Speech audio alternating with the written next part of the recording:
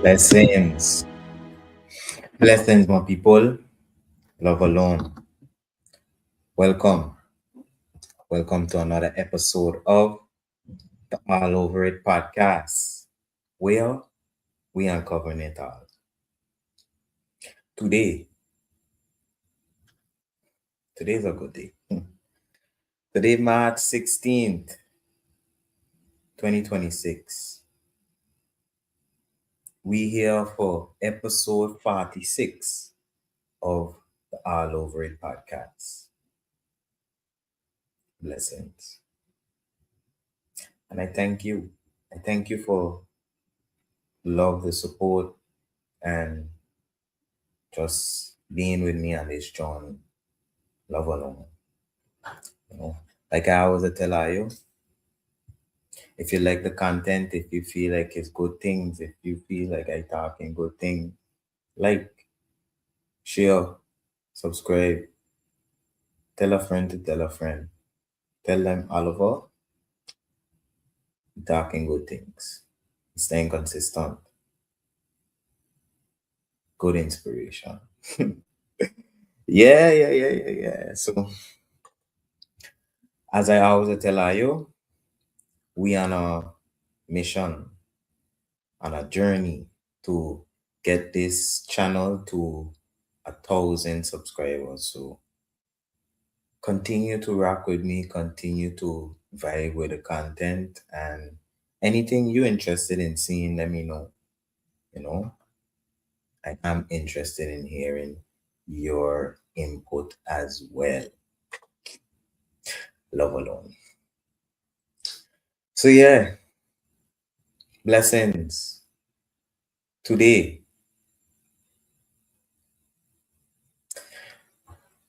March 16th, I here to talk about how I would start or fix a business today. Yeah. So first we talk about ChatGPT and how to use it. We start from scratch, from the bottom level itself. You never use it before. Then we touch on automations.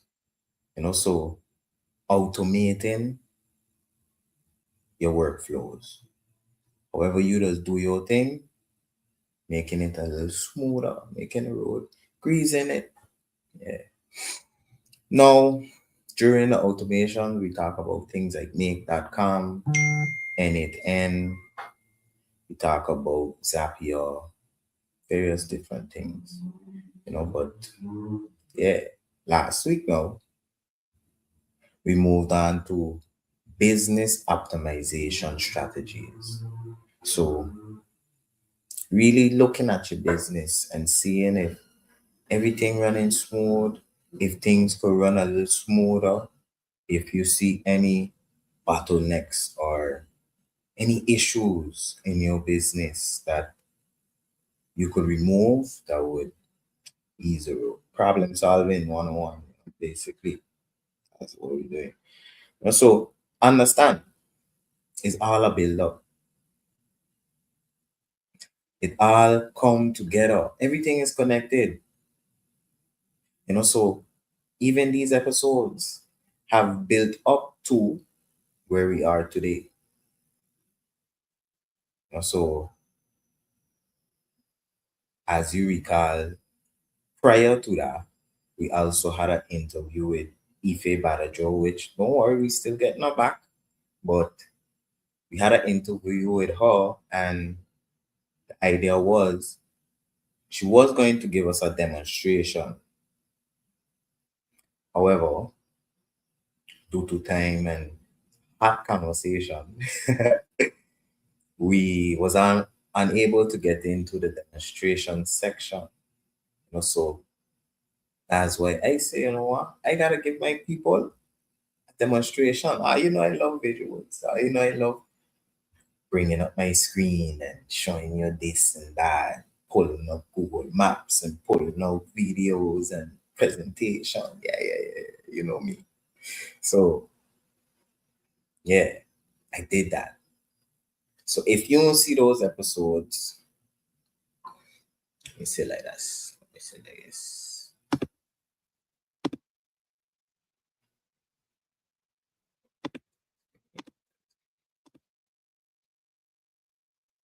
If you see those episodes,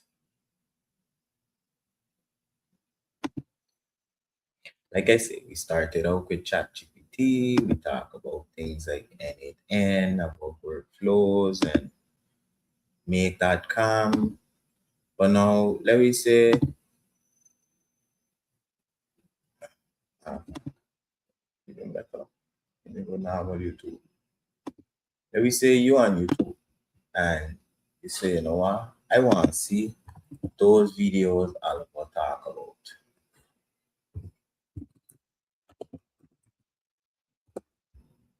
I'll show you how you could find it. You go on YouTube, you could literally type in all over it podcast. Guess what gonna come up? All over it podcast.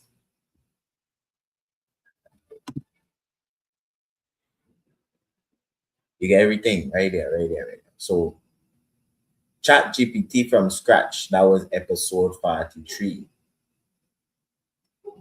Then, like I say, automation, automate or stay busy, episode 44.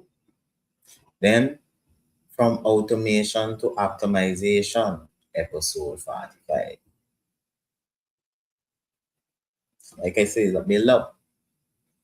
It took time to reach here, and we did it that way for a reason.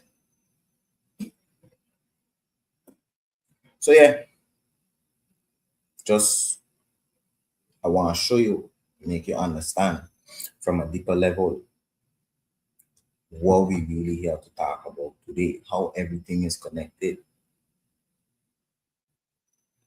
So let's say we start from scratch. We start from, you know what?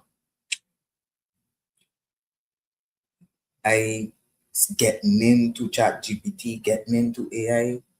Way to start. Episode 43 is for you. Getting into AI, customizing it so it could be more personalized for you. Like I say, once you start getting into it, getting into the flow, using different ones, getting more acquainted, could move on to automations. Things like make.com, things like N8N. I recommend make.com. Zapier is also a popular one. But yeah, make.com is easy. Things like creating funnels for your emails, orders, sales, creating CRM funnels. CRM is like a platform to manage your customer relations, sales, your business. Period. Yep. So start with AI from scratch, move on to automations. Then we went from automation to optimization, right? And basically, to give a broader understanding of what going on, think on it this way. Put yourself in this scenario, this situation. Think on your situation and see if these things would be helpful for you, would be applicable to you.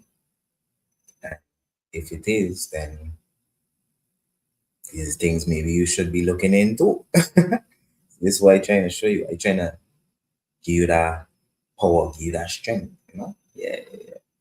Knowledge is power. Application of knowledge is where the power truly lies. Remember, I always say that. So like I say, tonight, bringing everything together. So basically, tonight is those few episodes we had there all in one.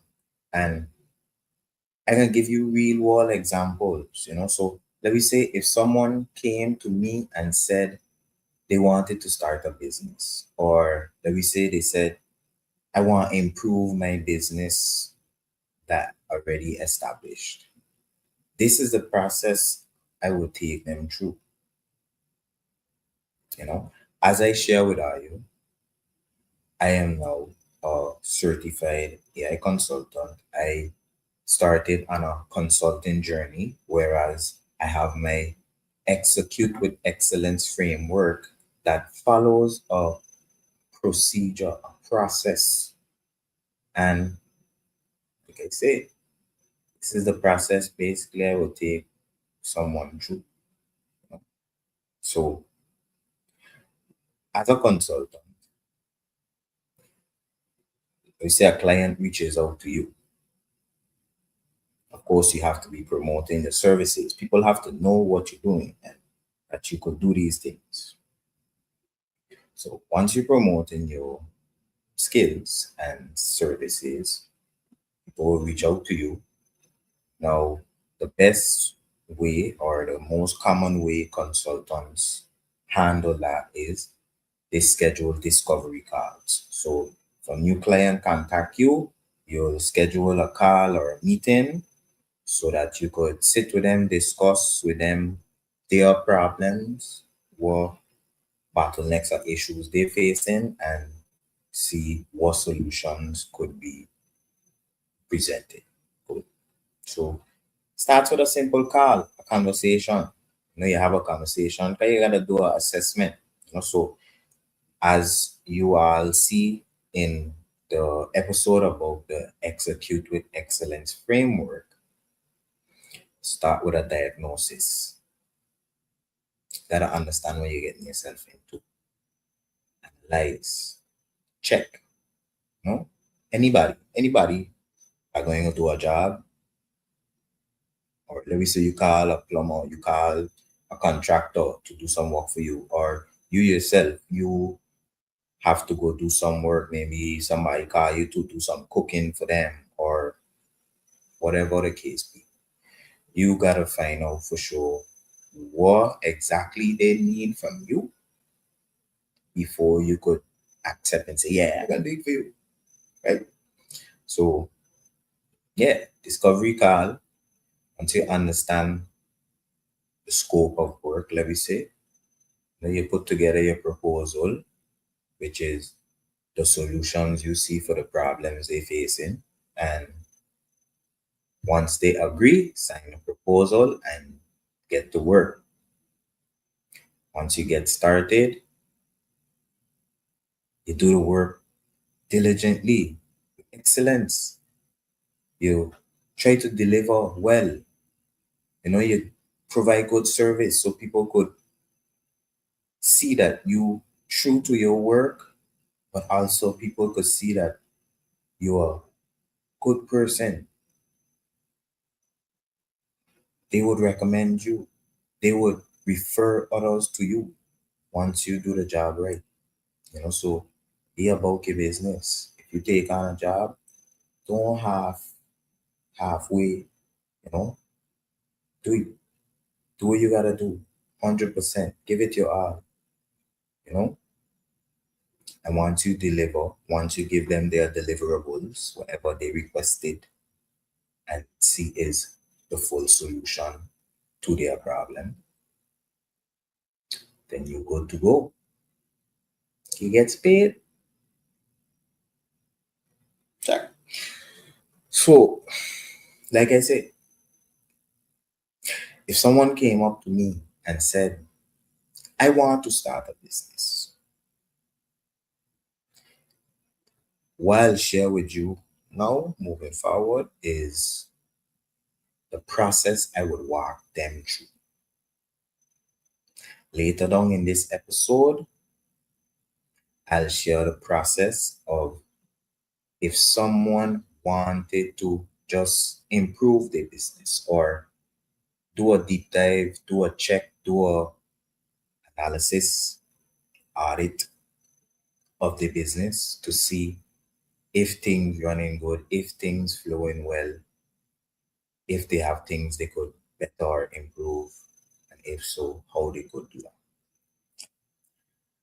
process. I would walk them through. Check. Big up my boy David one time in the chat. Love alone, bro.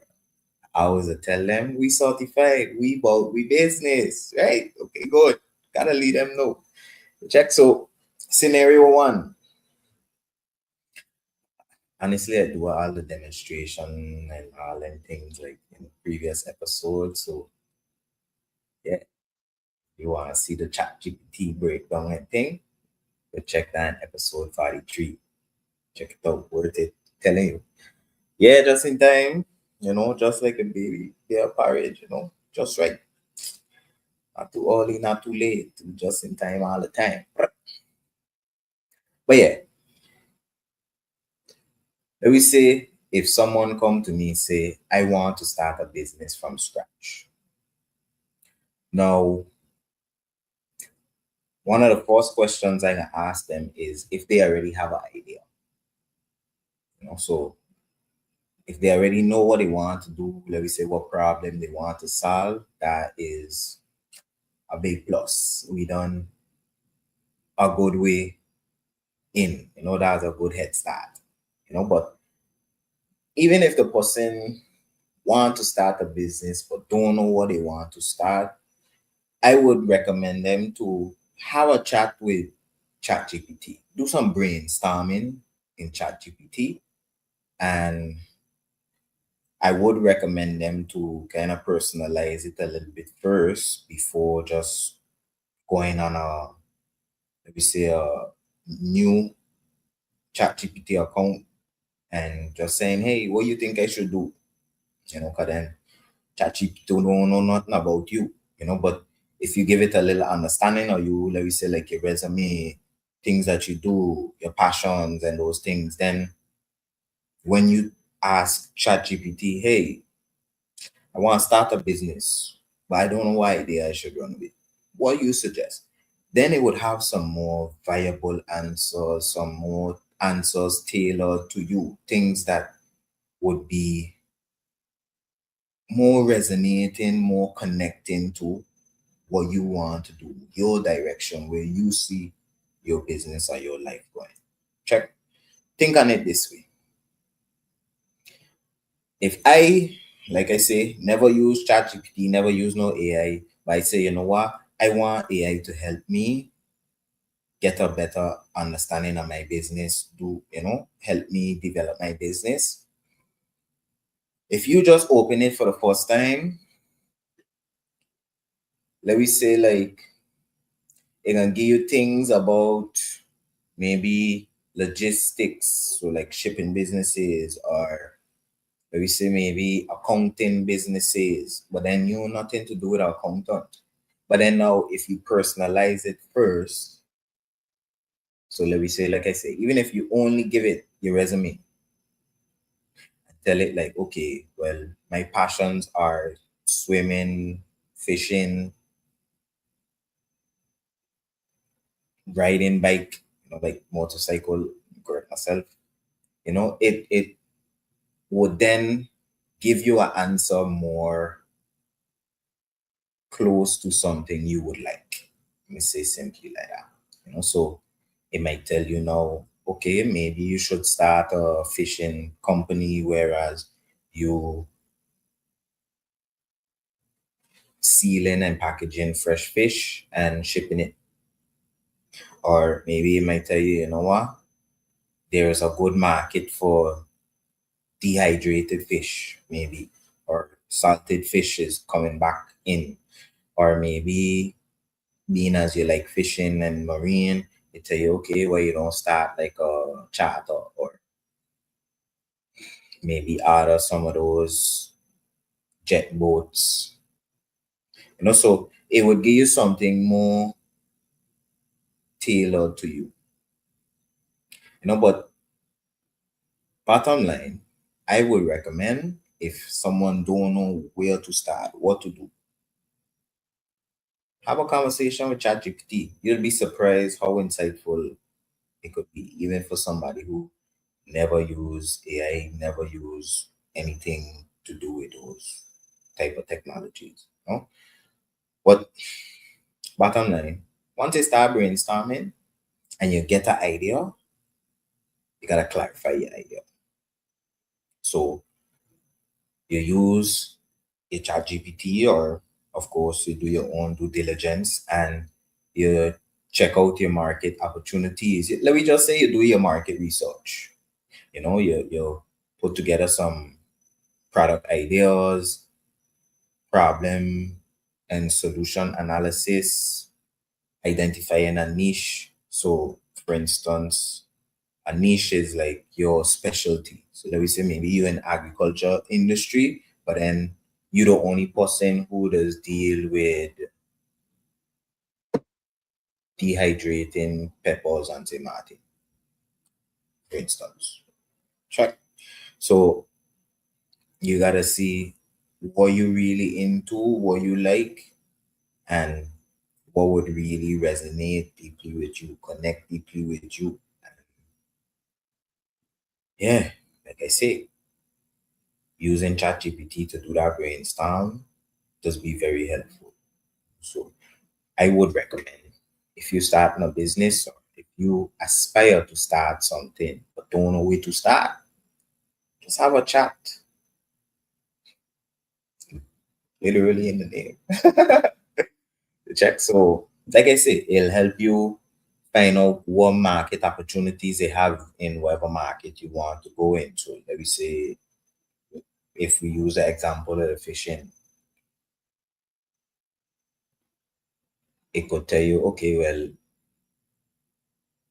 you can't really get into the charters because you got a lot of boat charters on St. Martin, but maybe if you focus more on like deep sea or like the cage charters, or it'll give you some suggestions, ways you could, or things you could maybe look at or more focus on, and just help you really drill down on what you really want.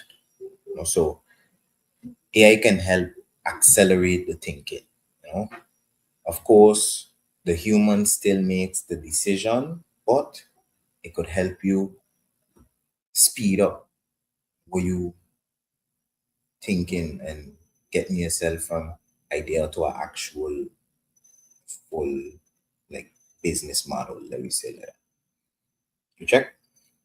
So now, once you have an idea, once an idea is selected, now you could really define what your product or service, and let me say your target market, as we mentioned, the problem you're going to be solving, and let me say your pricing structure. So all of these things is things that would be found in your business plan. So as I say, first thing I would recommend you to do if you never start a business, if you're checking, you aspire to, but you don't know what you want to do, start brainstorming with ChatGPT. And then once you get an idea what you want to do, then you could start putting together your business plan.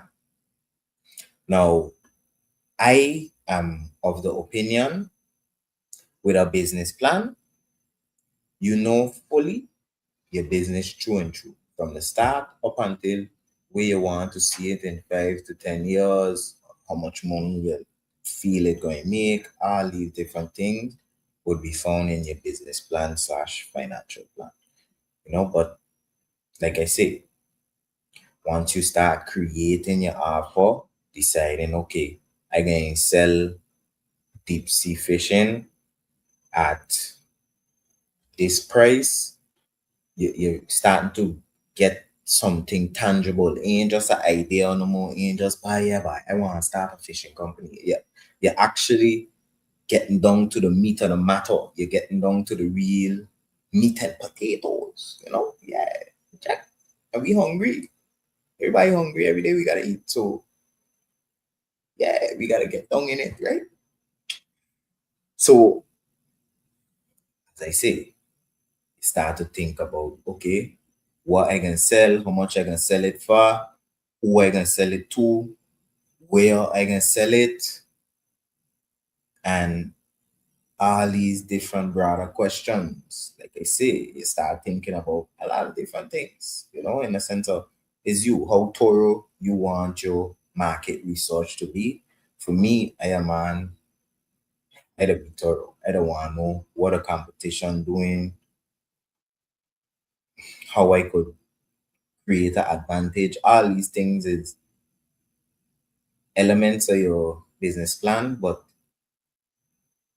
let me say the way you make a great business. Because once you have a well thought out business plan and you really execute the plan, of course, things don't always go as planned. Of course, you have to make shifts and pivots in life. But yeah, you can't, you don't reach nowhere if you don't have a plan. So, like I say, decide what you want to do. If you don't know what you want to do, ChatGPT. It will help you brainstorm, think. You do the thinking, it just does accelerate it. And then now you come to an understanding of what you want to do. You could really dive in deeper and say, okay, this is how I want to do it. When, how. Good. Check. Good. You get a clear understanding, a clear structure of your service, your pricing, and your expected outcome. Was your projections or your predictions, prophecies for your business? Yeah, yeah.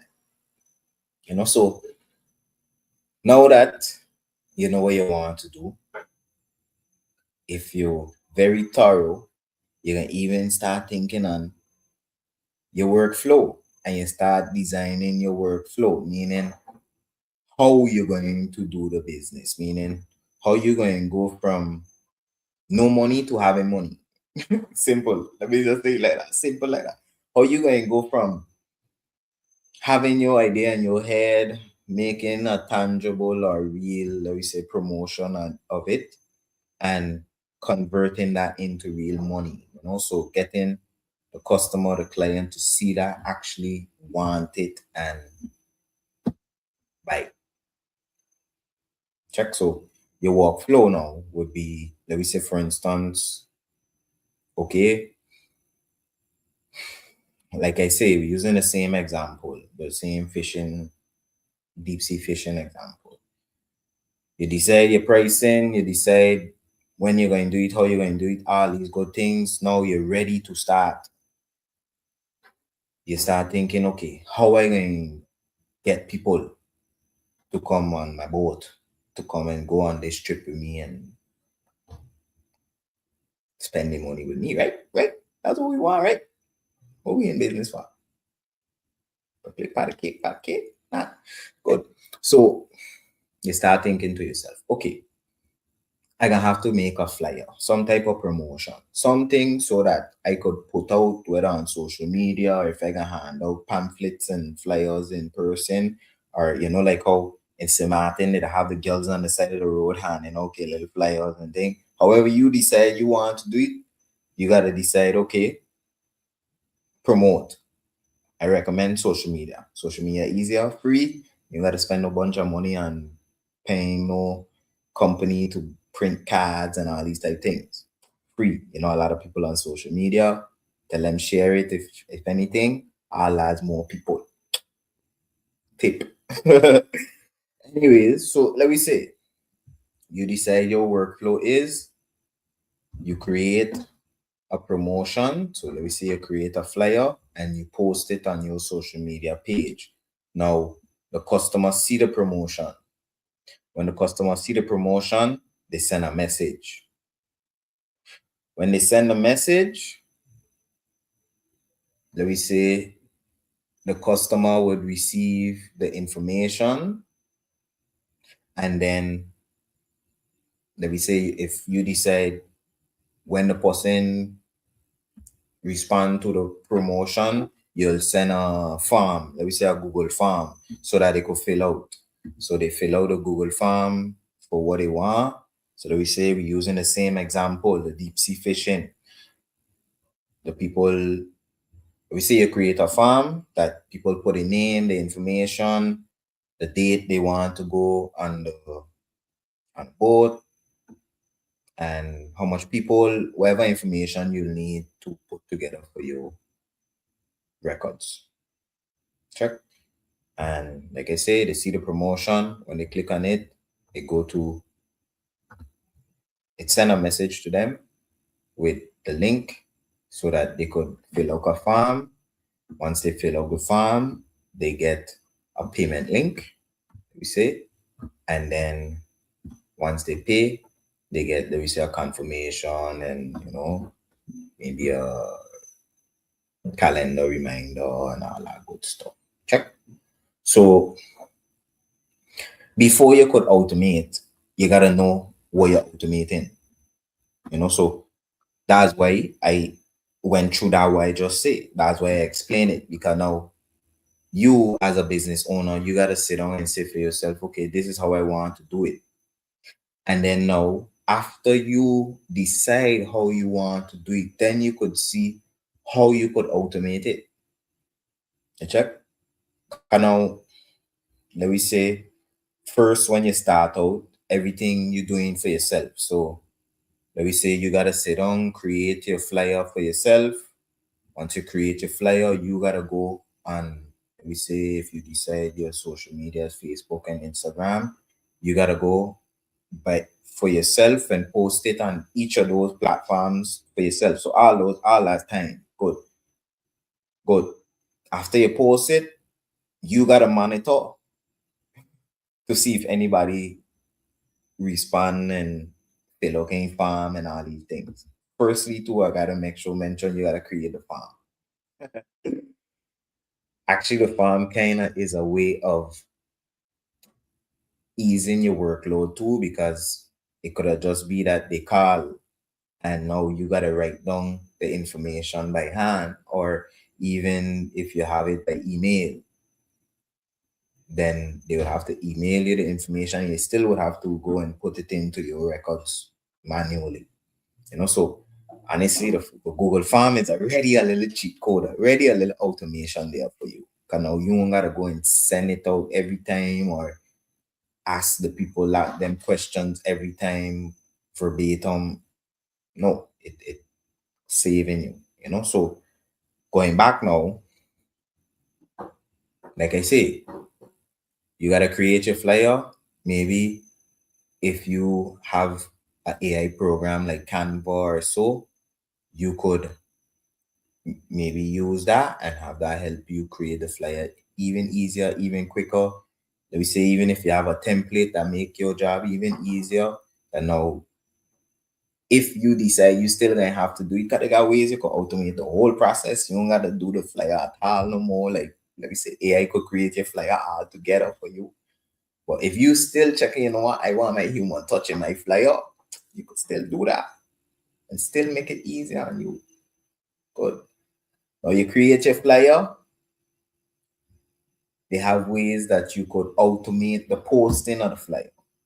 So let me say after you create it, you could automate. So like I mentioned with make.com, you could set up automations that maybe you put the flyer in a specific like folder or Google Drive folder, just in Google Drive. And let me say, once you create your make.com scenario, so the automation, you could have it automatically send that flyer with a little caption to both of the locations. You just gotta put together the scenario and make.com so that it could do it automatically. Think I'm like, you ever see as well, maybe you been on like Instagram and maybe you watching a live or you doing something and you send a message and you get like an automatic reply like, hey, see you interested in this, if you want some more information click on this link. You check. All those things is automations, so same thing, you could do that too. Once you post your flyer, you could set it that anytime anybody respond to the flyer saying the word order or specific phrase, or you could leave it just once they respond to the flyer, it automatically send them a message that tell them, okay, thank you for your interest.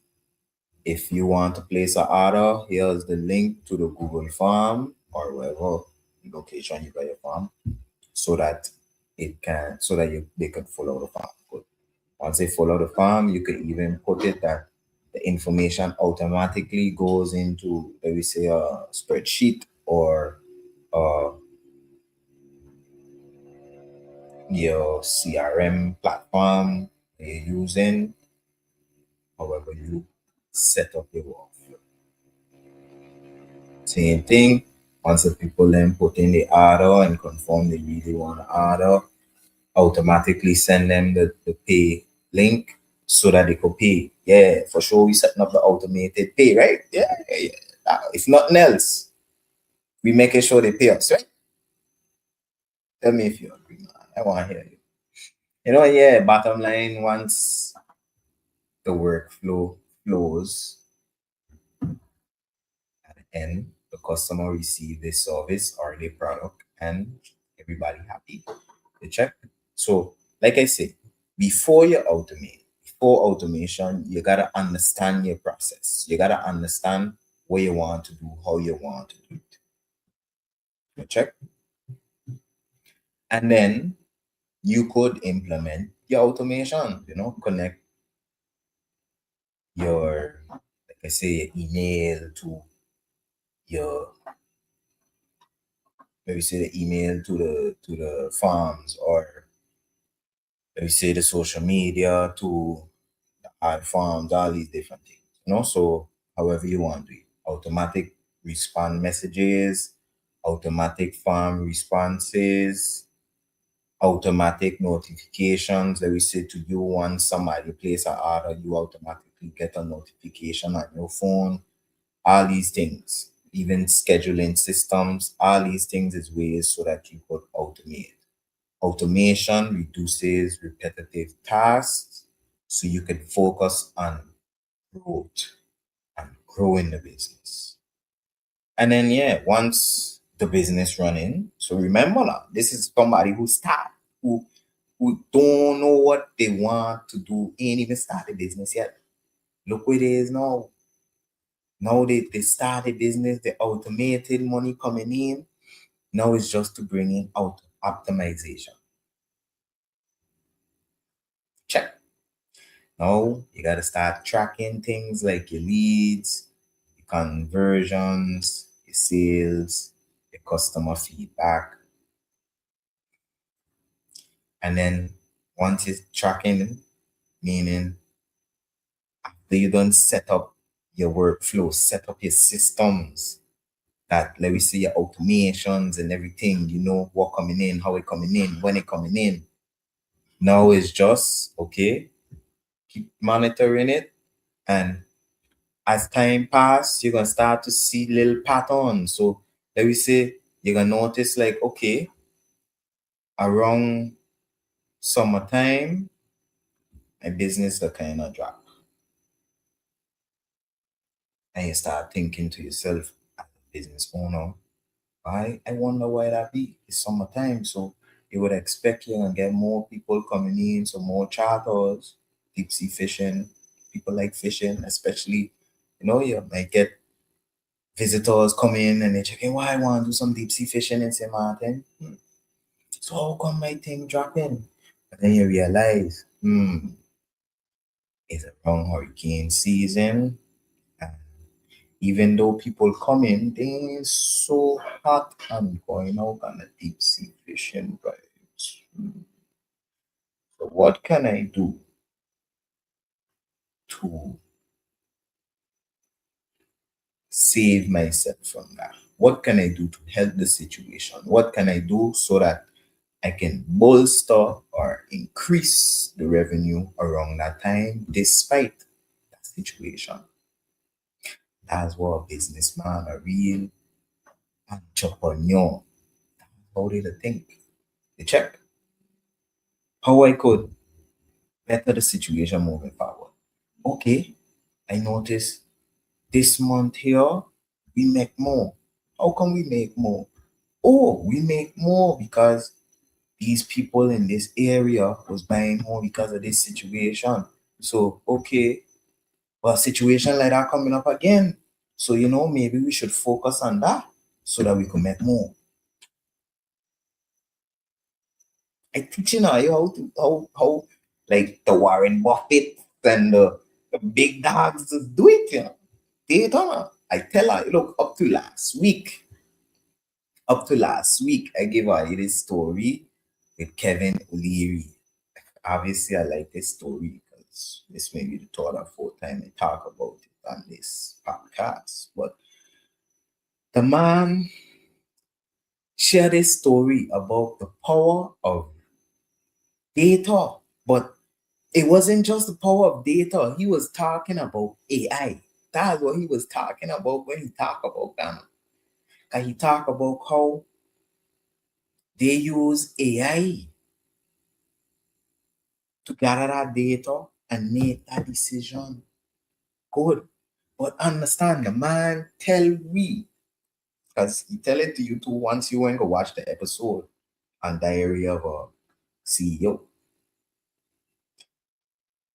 Talk about how he part of a wine business. And they noticed that the year before, around summertime, the sales of sweet wines like Moscatos, Rosés, all these things, white and vanilla, all them nice sweetie wines, they noticed around summertime, they sell a lot more. And they start thinking about it like, why is that? And they reach to the point, they checking, okay. And I can tell you how they could have reached to this point. They reached to the point that they checking like around summertime, it got a lot of women that I want to buy wine and they buy like a lot of sweet wine, They like the Moscatos, the red Moscatos, the pink Moscatos and things. Yeah. Tell the truth. You watching this right now. Tell the truth. Think on think on a lady in your life. Like wine. Tell the truth. They like sweet wine, right? Good. So now understand they was able to realize that. Why? Because of data. They know their target market. They know the persona. So meaning when you get into business and like business management and business administration, and then we just say like business training and certification, they teach you things like building a persona. And basically building a persona basically mean you think about who is the person who gonna buy your product. So you really gotta like build like an avatar. You gotta build like a character.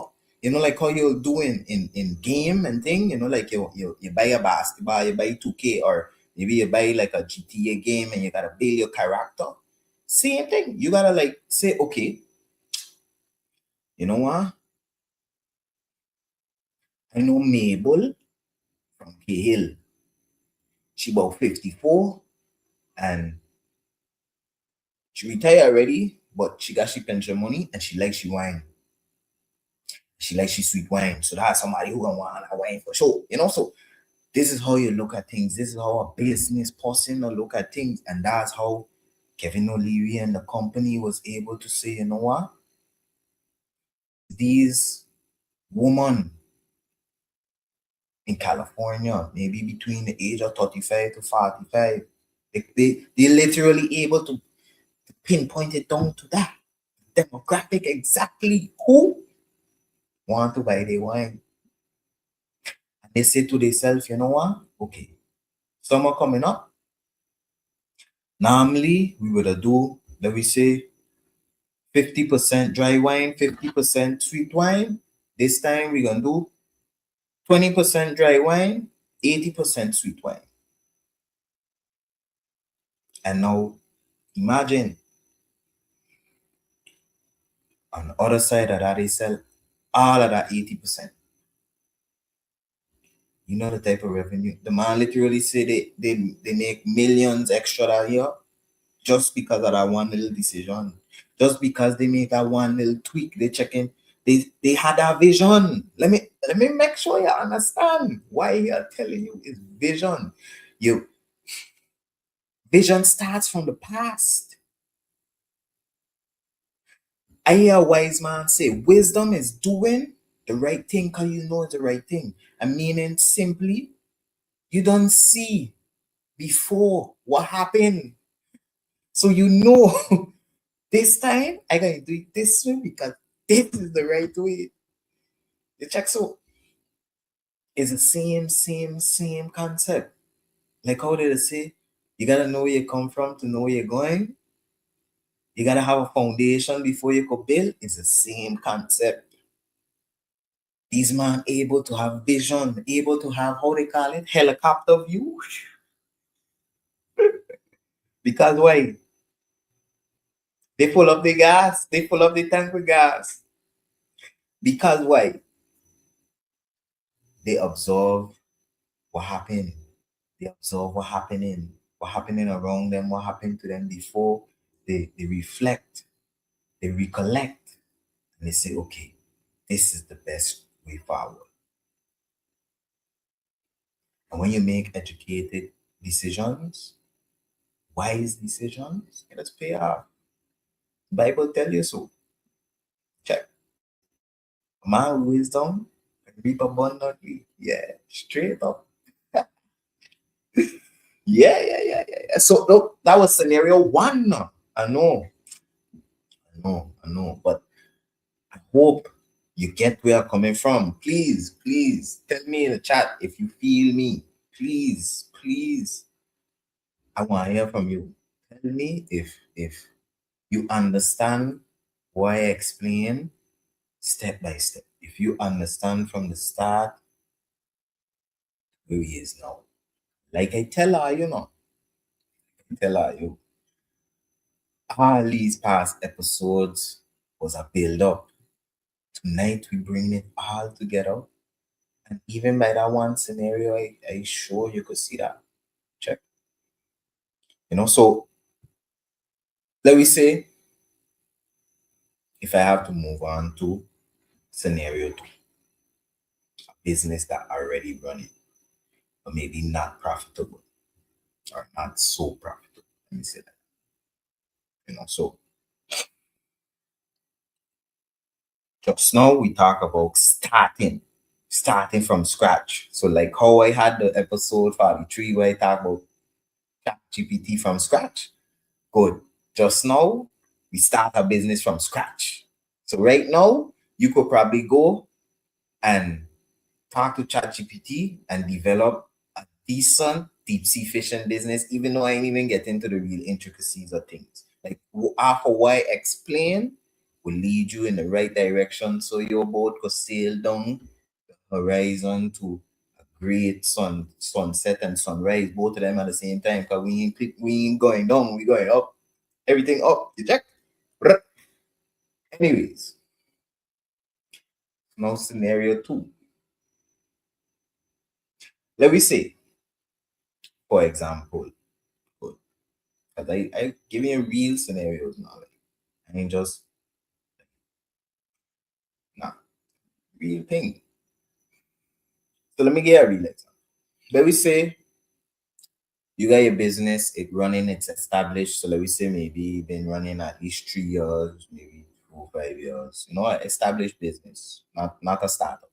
So maybe you're at a point that your revenue is 10K a month. So 10,000 a month.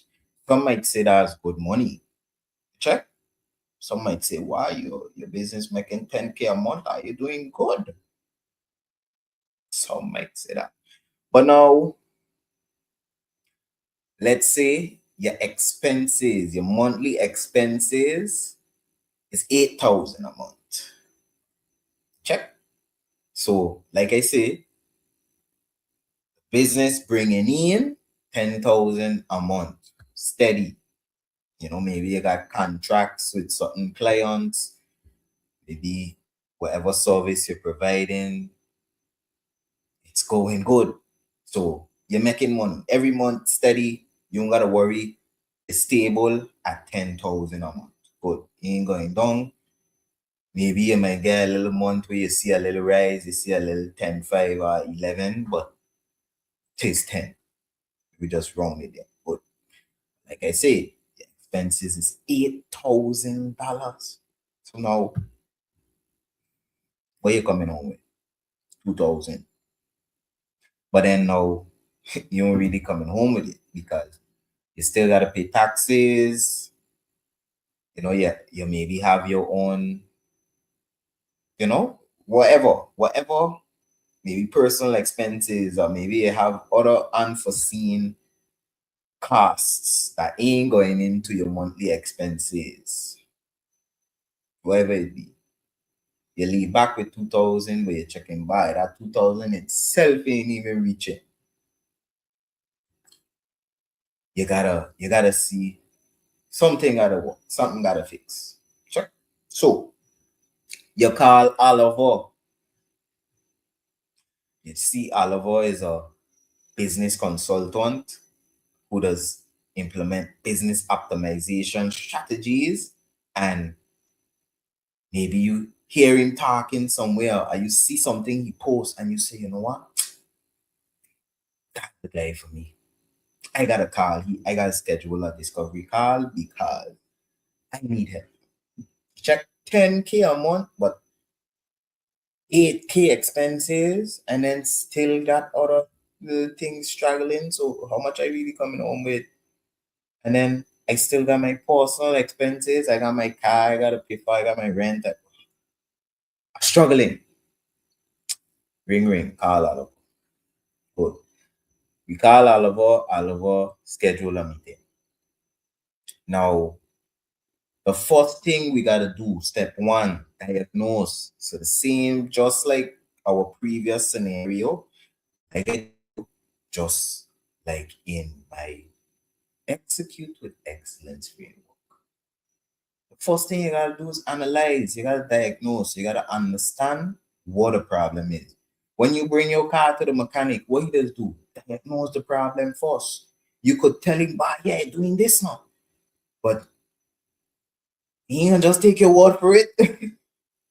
He might hear you and listen to you, but he can still go and check because you could tell him by hearing this noise and clack, clack, click, click. But then maybe when he starts up, he hear that maybe it's something else he noticed. So diagnosis first, always. Good. So, like I say, let me give the business owner a name. Let me say Billy. Billy called me up and I say, I accept. Let me sit down and have a chat. And like I say, the first thing I'll do is diagnose the situation. So we look at its revenue streams. So meaning how we making money, whether it's one product or service you got, or if you have multiple products and services. So let me say like a grocery store would have numerous products, numerous products. On the other hand, maybe you a masseuse, so you're only doing massages. And that you could also have multiple services there too. Because maybe you're doing foot massage, back massage, full body, but you get it. Good. So we look at the revenue streams, how he making money, where the money coming in from. And then we start to look at costs, meaning what he's spending money on, the expenses. So bottom line, you look at the income, so where the 10K coming from, and then you look at the cost, the expenses, where the 8K going. Check. And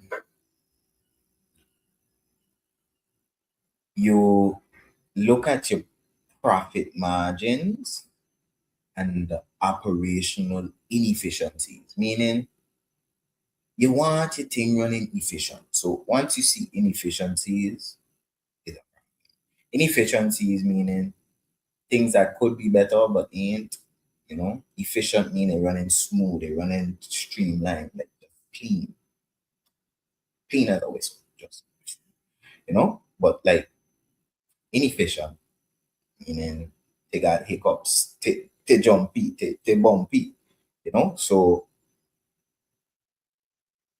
similar, same situation. So, like I say, most people, when in a situation like Billy, the first thing they're gonna want to do is see how they could increase their revenue. So the first thing they're gonna say is, "Buy, I want to make more money." But you could maybe make more money. Yeah, maybe you could bring on more customers, or maybe you could increase your price. So then now you're making more money. But then a lot of times that doesn't solve the problem, because let me just say like this: many businesses have good revenue but poor profitability. And sometimes the fastest way to make more money is to stop losing money. So meaning sometimes the fastest way to make more money is by making sure you're keeping most of the money. So meaning money coming in. So in a situation that you got money coming in, one of the this ways to make sure that your what stays in your pocket increase is to make sure you stop losing on the other end, to make sure you stop the leak. Like, it's like, think on this. Imagine, envision, close your eyes and envision with me. You got a bucket, but it got a hole. Check. If it's a small hole, then maybe it gonna full. It gonna keep fulling, but it's still leaking. You check. But now, let me say a situation like our scenario: 10K, 8K expenses, man. He got holes all over that bucket. You check. So you gotta start patching holes, buddy. You gotta check it like that. Whether it's duct tape or what they call that thing, the sticky tar thing that they put on the roof. They had a commercial with that man. Man, they had a commercial with that man checking like, yeah, you stick it on anything, even put both together. Anyways, you get a point. So yeah, like I said, step one would be diagnosis situation. Get a good understanding of where he stands, what's going on, what coming in, what going out, how it working, how things really operating in the business. Check. Like I said, many businesses have good revenue but poor profitability, meaning they're making the money but they ain't got much profit. You check. So like I say, you're making 10 grand, but you selling out eight, or let me say some, if you're in a business, you making 10 grand, you spending 9 grand on expenses.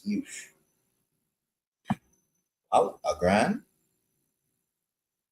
a grand from 10 grand, like I'll say a grand is okay if you like building up, if you starting up, you checking like, maybe you make three but you spend two. That ain't bad. Okay, maybe I could see if I could make 4 or 5 next month, but you at 10, you spending 8, you spending 9, that ain't a good time, so the answer in that situation ain't, yeah, let me go tell you, okay, you could make some more money this way, or you could sell more of this, or raise the price on that. That's not, at least not the first suggestion. I check. First thing, we diagnose. We see where we stand. We see what's going on. We see how the business running, and we see if we have any bottlenecks, any setbacks, any problems, any issues within the business. You check. So then, step two, honestly, based on what I done hearing from the start, even before I even do step one, the diagnosis, I done checking. I think I can do a expense optimization because obviously something is going on, you know? What going on? What going on? Yeah, big up yourself one time. YT in the house. Yes, yes, yes. Welcome, my brother. Big up. Yes, yes. Carol. Hey, Carol. Blessings. So, like I say, once I do my diagnosis and I check in, like, okay, this is the income, this is the expenses, this is the profit margins. Okay, maybe might see some, let me say, personnel optimizations that could happen, but we focusing on the money first. Good. So expense optimization, you look for unnecessary costs. So let me say things like unused software subscriptions. So maybe when you start out a business, you say to yourself, okay, I need ChatGPT Plus, I need Microsoft Office Business, I need Teams, so the whole suite. All these things is things you gotta pay for. But then now, like I say, 3, 4, 5 years later, you realize we ain't even using ChatGPT, we ain't even use Teams, we just still be on Zoom, and we ain't even paying for Zoom. You. Yes, yes. Thank you, my brother. Blessings. And yes, for sure, this is a good one. I ain't think you don't want to miss any part of it. So everything is stored on YouTube, so you can always go back, watch the full episode. All the episodes are stored on YouTube channel, which I did pull up the page, the YouTube channel earlier in the episode, but that ain't nothing. Once you go on YouTube, you type in All Over It Podcast, you're gonna get a whole playlist right there. Sad. But yeah, like I say, expense optimization. Start looking into things like unused software subscriptions, inefficient labor allocation. So meaning you got work to do, maybe you got a project to do, but then you're spending money to hire labor, but man, I mean working. Maybe you hire 10 man, but only 5 man doing the work. You could hire 5 man. Check. Poor supplier pricing. So maybe you've been doing business for a while, but you're still paying retail prices for your items. Should start looking into a wholesaler or a supplier that could give you better prices. Redundant tools. So whether it be physical tools or even like digital software tools, same thing. So like I say, maybe you already pay for Microsoft Office Suite and you got a whole 9 yards, you got Teams, you got everything, SharePoint, everything, and you don't use it. You're using Zoom. So what are you going to do? Or maybe you, let me say you buy a bunch of rakes, but then you already have something that is more. Let me just say that, for instance. So you gotta look at your expenses, look at your costs, and start to see how you could optimize things, meaning or you could make smart choices, like my niece would say. Make smart choices. Don't just go spending money because we got it. Yeah. That one thing. We we people, when we see money, we get happy. Check. And it's like, wow, okay, I make 10 grand. I could buy this, I could buy that. But then by the time you check stock, that 10 grand ain't nothing again. You're back to square one. Why? Because no self control, no type of operational efficiency. So now that's the next part. After you do your expense optimization, you go to operational efficiency. So you look for inefficiencies like maybe slow workflow. So not necessarily people, but let me say maybe a process that taking too long. You check. So maybe you're losing customers because that process too long. Or different scenarios. You start looking at things, slow workflows, things that moving too slow that you kind of need to speed up so that things could convert better. Too many manual tasks, like I talk about automation, human error. We all human. We just make mistakes, and that is not unnatural of us, but in business, especially nowadays with all these automation and things, they got so much ways that we could lessen that human error. So I talk a lot about automations a little while ago. I ain't gonna dive into all that.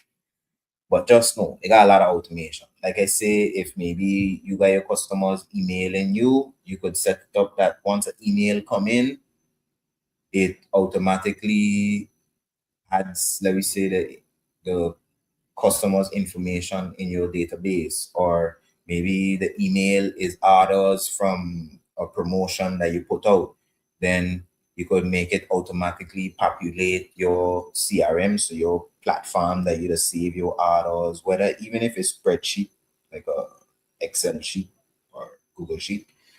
You could set up automations to make these things happen automatically, so that, let me say, maybe you walk in a lot, and or maybe you have somebody that is monitor, like a assistant or administrator, who does monitor the emails and do the, let me say, administration, make sure all the orders get fulfilled and all these things. But now maybe that person a little overworked this week, so they tired, so they miss maybe 2 or 3 orders, and because of that, those customers didn't get fulfilled. Customer vex, your business reputation getting a little hit. It's easy to just remove or lessen those human errors by just automating it. Set up automation so it automatic. That implying you gotta worry about having to go and say, okay, this person ordered this, let me go type it in here. Or even if it's copy and paste, that's still data entry. That's something that could be checked. So too many manual tasks for sure. I recommend you check out either earlier in this episode where I talk about automation, or have a whole episode about automation, episode 44. Check that out. Poor communication systems is the last operational efficiency I want to talk about. So think on it like this. Maybe you have a chain of command, so meaning you the boss, so Billy's the boss, and you have managers, and then you have, like, they have subordinates. But now they don't have a clear way for information to reach. So let me say maybe the employee coming to Billy direct about issues with he co-workers, or like, things ain't how it's supposed to. You gotta create a proper chain of command, or at least just a proper communication channel, so that in double information, wrong information reaching two different stories, all these different things. So all these things is things that could hamper your business, because now if, let me say, Billy is a boss and Chuck is one of the man them on the line, and Chuck come to he and say, bye, look, I can't work with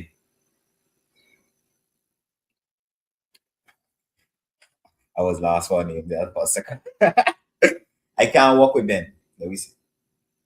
And boss man asked him why. So when he tell him by Ben ain't doing his work.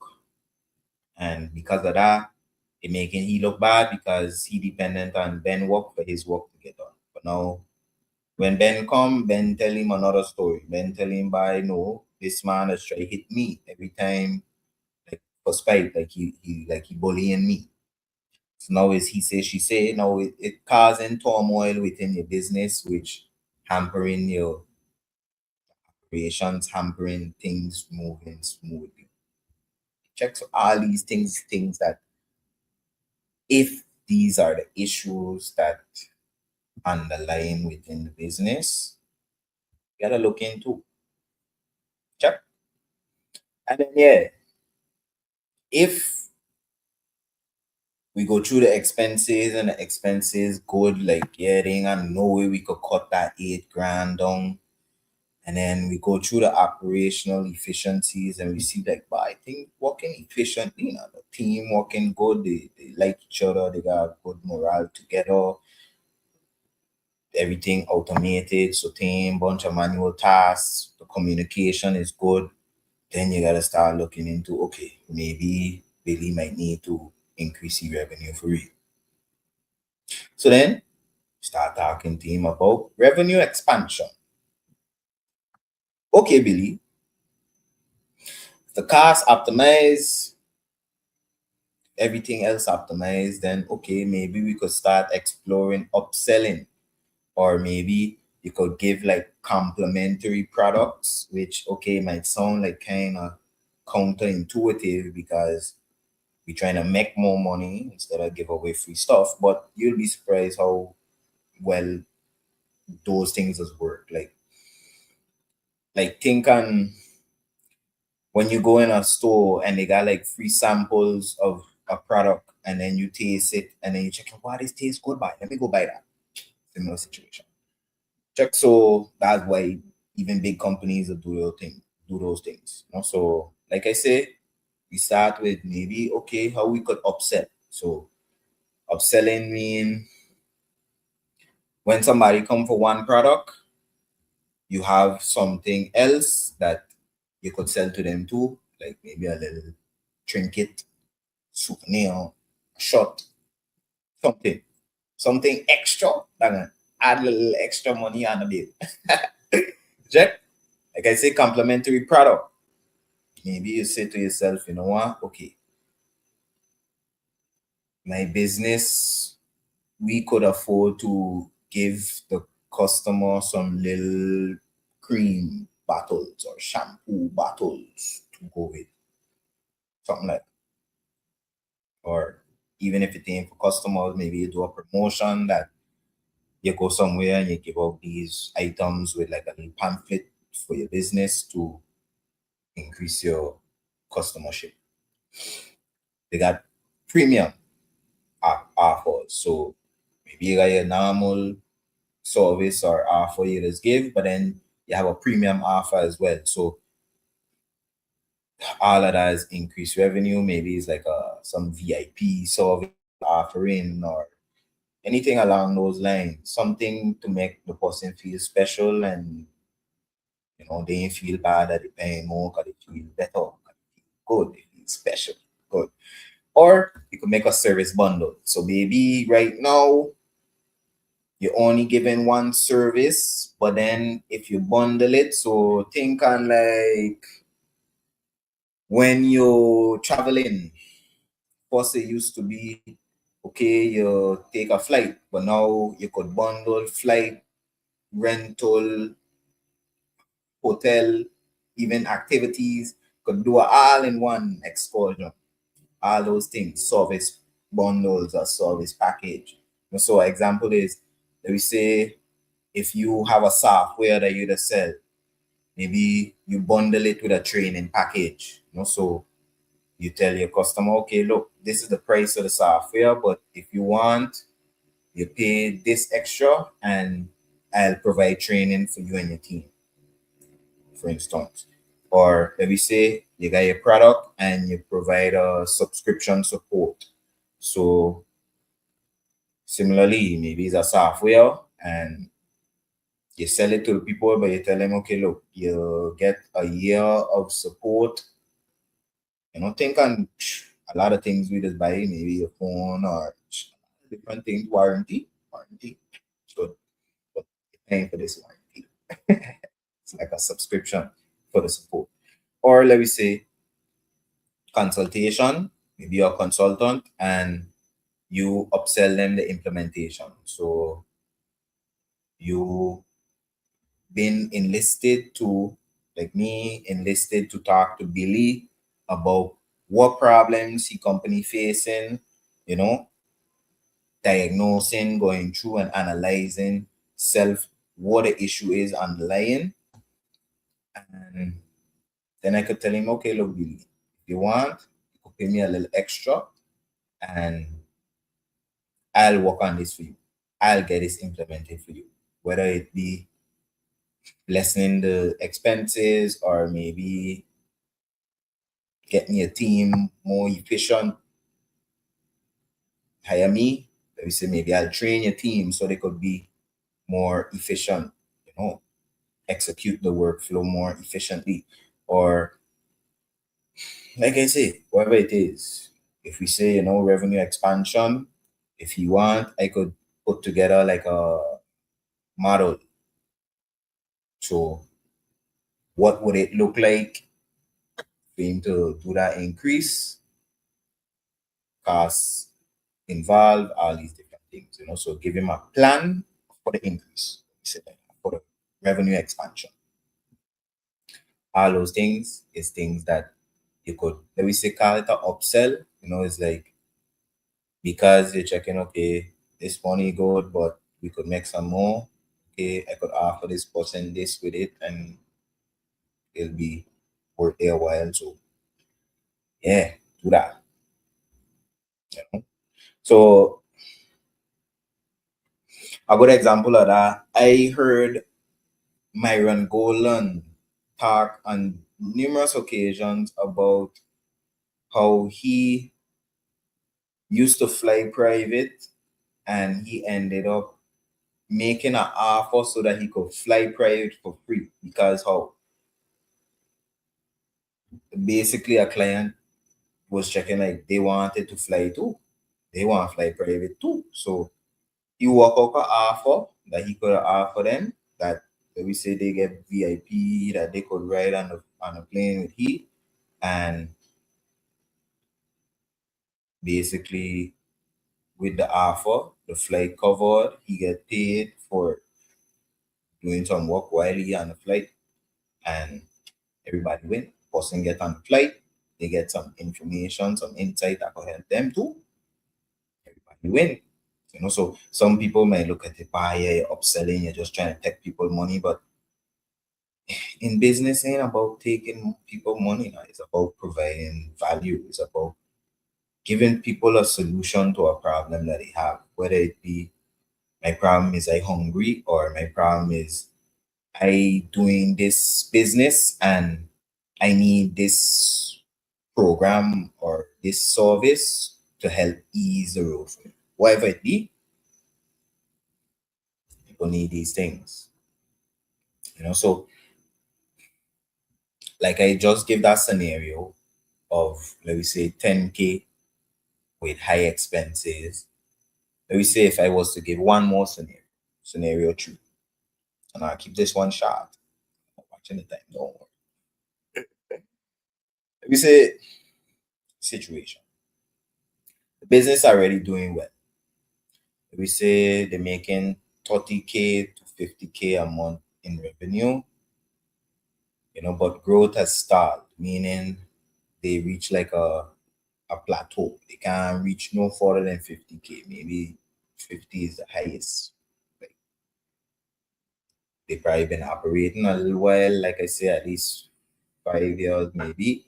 And they see like by they reach a while now at 50 and team passing. I might go down, but team passing.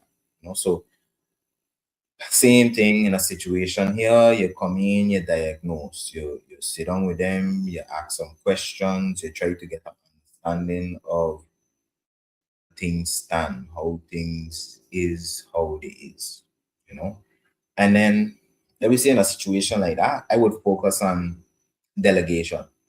So let me say four four things I would focus on: delegation, the systems they're using, automations, and then data driven decisions.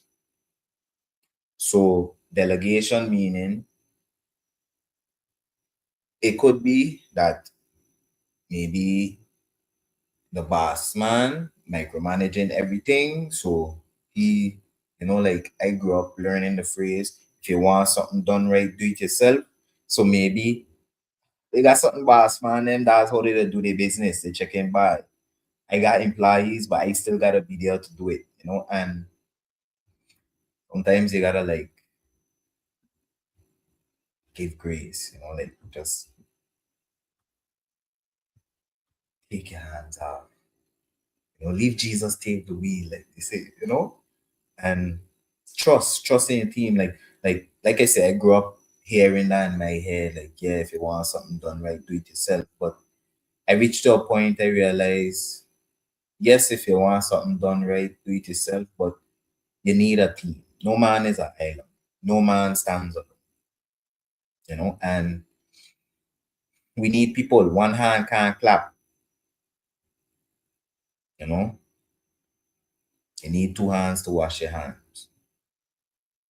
One hand can't clap, one hand can't wash. Check. So I come to a point I realize you need a good team. Yes, you need reliable, trustworthy people around you, but with a good team, you could unlock the world. You could do anything you put your mind to. You know, when it's you alone, significantly harder. Maybe you might make it, but trust and believe, significantly harder. And even the biggest person who say the most, but I don't need nobody, still got somebody that they rely on. Even the most scroogiest person, they still got somebody that maybe bringing them tea in the morning or somebody there. So remember that we need people. We need good people around us. And I come to a realization. God have a way of bringing a team to you. Putting the people who have to be in your life. The people who you going to really grow with, who going to grow with you too. You know. Anyways, scenario three, like I say, your business doing well. You're making 30 to 50K a month. So I'll say that I was doing well. I ain't even gonna get into the expenses, but like I say, you gotta delegate. You gotta, if you don't have management already, put people in management positions because you can't expect you're gonna be handling everybody, especially if it's a business that got different departments. So you gotta create like an organizational chart. So you could get to see how the operation will run, how the operation will flow. So it ain't just everything going to you is like you at the top and then everybody under you. Nah, that's confusion. Check. So delegation. See how things work in and see if they have any way that we could delegate to lighten the load of the main business person. Because like I say earlier in this episode, when you as the brains of the operation don't have to be stuck with all kind of repetitive and redundant tasks, you are able to focus on other high value priorities and skills, things that could help your company grow. So when you as a boss man stuck in the warehouse or in the wherever bickering or sending commands at people, the business ain't growing. But now when you delegate, even if it's that you put somebody else to go and do the yelling for you, now you free up some time for yourself. You could see the board, you could say, okay, bye. all that time I've been there cussing with it, I had this opportunity on the table months now. That's money there. Yeah. Like, what I'm trying to say is, even as let me say not even, especially when you start to reach to let me say like a level of scale, it has become so easy for you to miss things, for you to miss the big picture, for you to miss what really going on, and understand it ain't your fault. Is that when you reach a certain level, it got a lot of moving parts, and it's hard for you to ride alone to see everything. Now, helicopter view is helpful, yes, but still, even at a high vantage point, everything down on the ground look like ants. So you don't really see the details. You just seeing what going on. So think on it like this, literally. Think on, let me say, this situation, this scenario, 30 to 50K a month. Why? Because maybe the business running good, they doing good sales, they got good clients, good contracts and things, but boss man stuck in the warehouse, back and forth, making sure the employees do what they gotta do. And let me say, first thing he do, he delegate. And you notice when he go up in the office and he actually get his first day to sit down and have a relaxing day, notice a document on his desk. Some clients had contact him. They want his service contract there, maybe another couple grand every month. Good.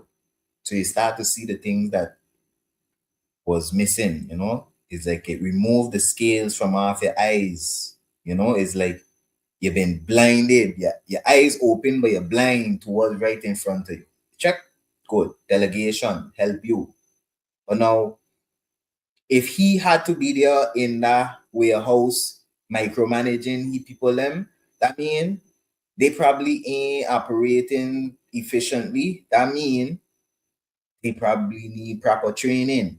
That's where we come to systems. You create a system, you figure out your workflow, and you outline it. One thing I say a lot on this podcast, a lot of people don't train the employees right. They don't provide the employees with a right formal training. You check? They just maybe they hire a person, they put them with some other senior employee for like a couple days or a week, 2 weeks, and they check in, okay, that's training. But then now, one thing they doesn't take into consideration, yeah, probably that person is a senior experienced employee, maybe been there over 10 years, but they probably have their own way and their own makeshift workflow, their own, let we say, like workarounds and their own way that they does do the operation. Check. So now, when this new employee come, they getting trained in the wrong way from the first day. And now you want to turn around and try to train or retrain people. You can, but understand it's easier to train people the right way the first time. Check. So, rightfully, my recommendation to this business owner, I can't tell him why you should have trained these people right from the first time, but I tell him, look, okay, I see that they have like inefficiencies, like they have, let me say, loopholes, they have like holes in the workforce, in the efficiency, in the performance, and I do feel like training could be a help, so put together a training program, it's simple, sit down with a businessman, find out exactly how the work's supposed to be done, and put together a training plan. You sit down with him, make sure it look like what he wanted to look like, meaning, okay, this is what you want, okay, put it together, straight to him. Okay, yeah, man, this look good. And you implement, train the people. Once the people them get the understanding and doing the things the right way, then he could feel a lot more comfortable and confident that he ain't gotta be there. But also, they self can be doing the job more efficiently. So that mean productivity gonna go up. That mean things gonna get out the door faster. Let me say whatever product or service they offering can be getting done more on the bar. Check. So maybe if they were pumping out 5 a day, now they're pumping out 20. That's increased right there. Good. Like I talk about automations. Maybe they're doing 30 to 50K, but maybe they ain't got good automations or they ain't got none at all. Set up all these things. And then like how we talk about data earlier, for sure, I would sit down with this business owner and I tell them, look, how you just track your data? What's your KPIs? Meaning the key performance indicators. What's the things you just look at to know things going good, things not going good. If you tell me by ain't got none, that not a bad start. But if you have some type of CRM program, some type of we say database, a management program that he could see how things flowing in the business, it's very helpful, you know. And from there, you try to read your data and try to make smart choices, man. I can't say it enough. Make smart choices. Big up my niece Quinn one time on that one. And yeah, I gotta big up too because she get big star student, big picture and thing today. Yeah, man. Big thing self for my niece. But why? Because she making smart choices. Okay, good. So yeah, like I say, I talk about the Kevin O'Leary example earlier in detail again. But just know data is powerful. When you gather data and you really check out your data, you know, check it back, check, see what it's telling you, and you make decisions based on that data. So, like I explained you, the Kevin O'Leary thing.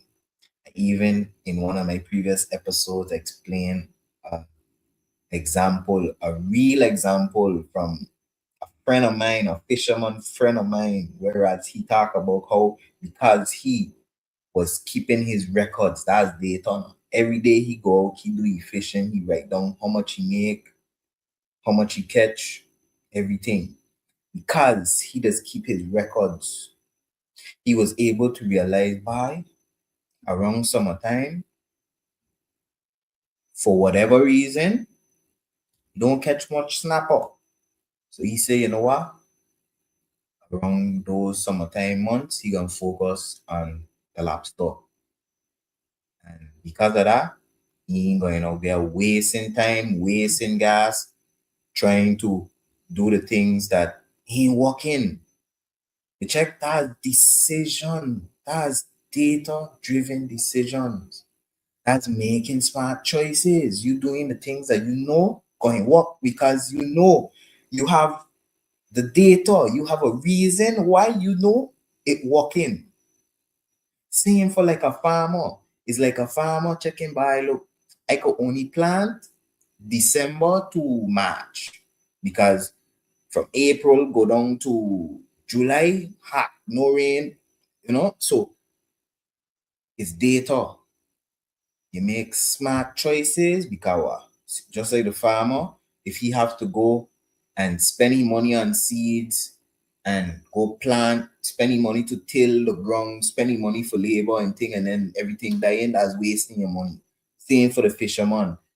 If he know by around summertime I ain't catching no snapper, why would he, in good senses, wake up, pull up his boat, and go out with his, let me say, fish pots to go and catch fish, snapper fish and those things, knowing he ain't gonna catch none.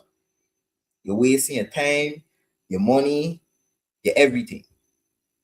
That's data-driven decisions, you know? And like I say, even at a level of scaled business, honestly, it's still the same thing. It boils down to the same thing. You got to do a diagnosis. You got to see where the bottlenecks is, where the loopholes, where the money, the leaks, where the leaks at. Fix the leaks, stop the leaking. So if I really want to summarize this in one key lesson, like I said, whether you're starting from scratch, whether you got your business already, starting from scratch, start with an idea, create your offer, study what you want your workflow to look like, so meaning how it's gonna go from, okay, I want to sell this to, okay, it's sold, the customer buy it and like it. How can I automate this workflow?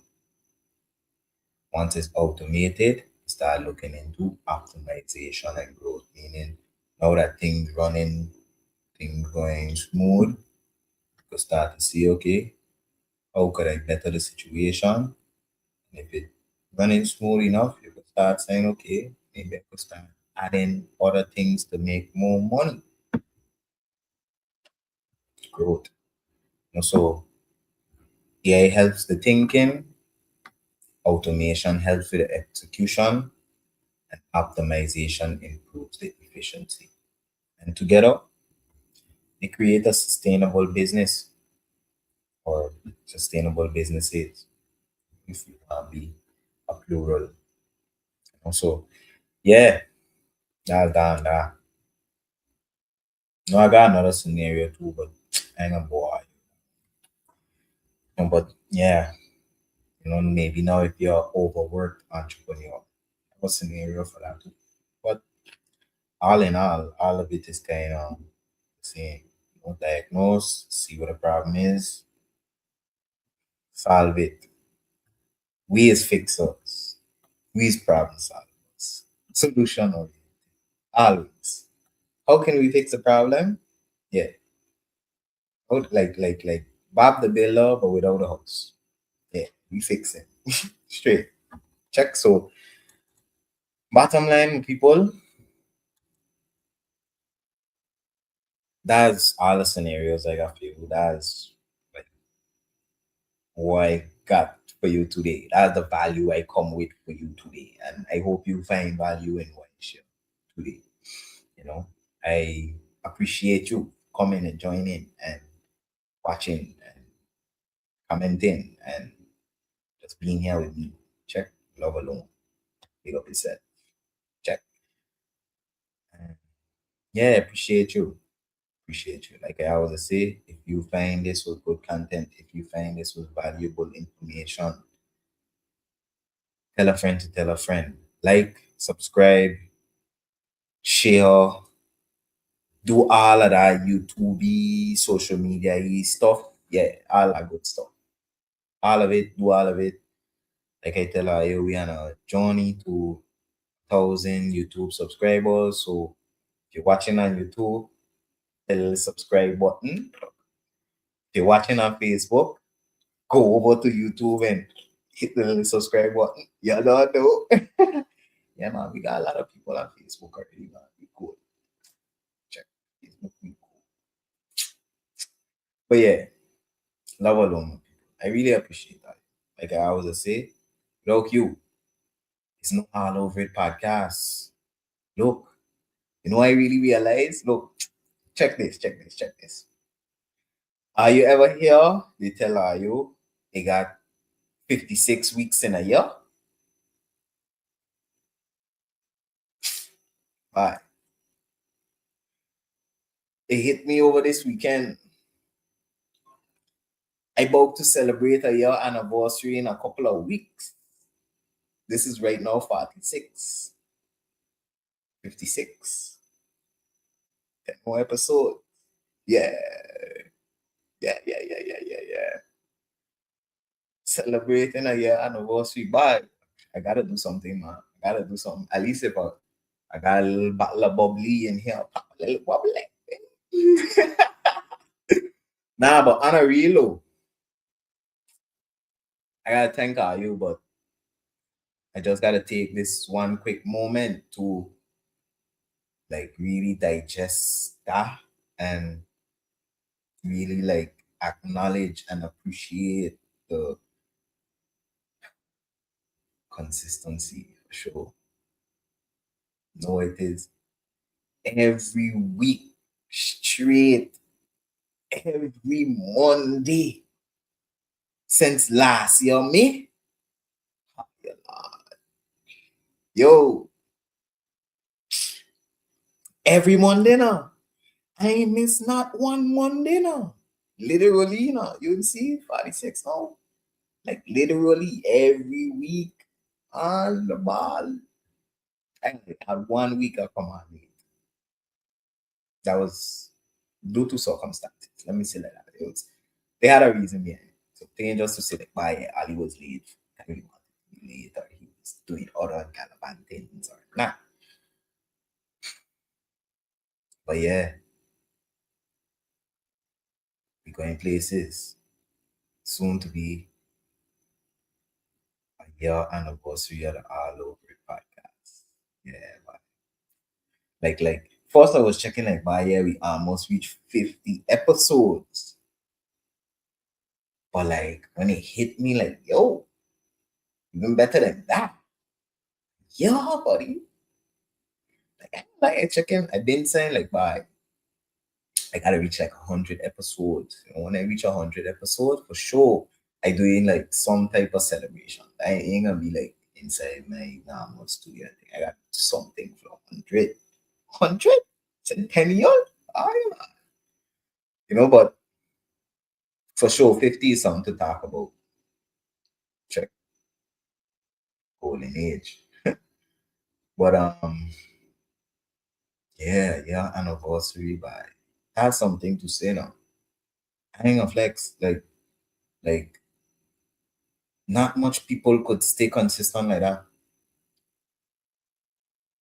every week.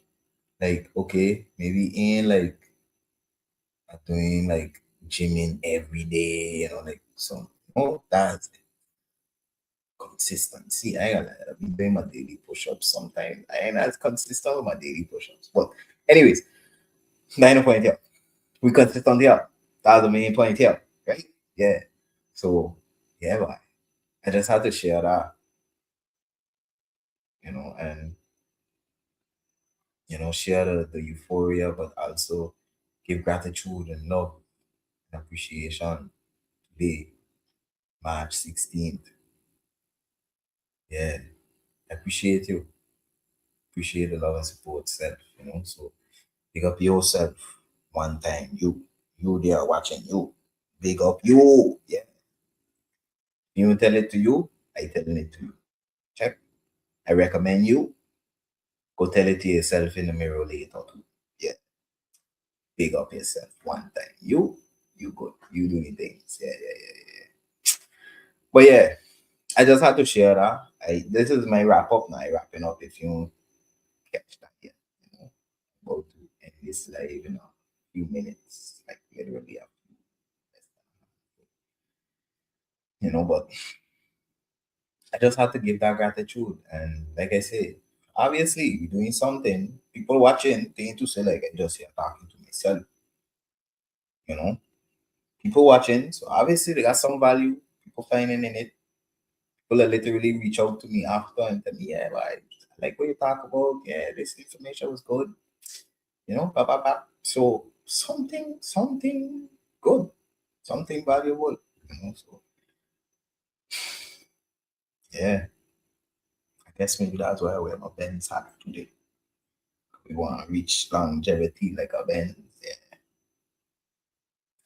Anyways, love my people, love and blessings.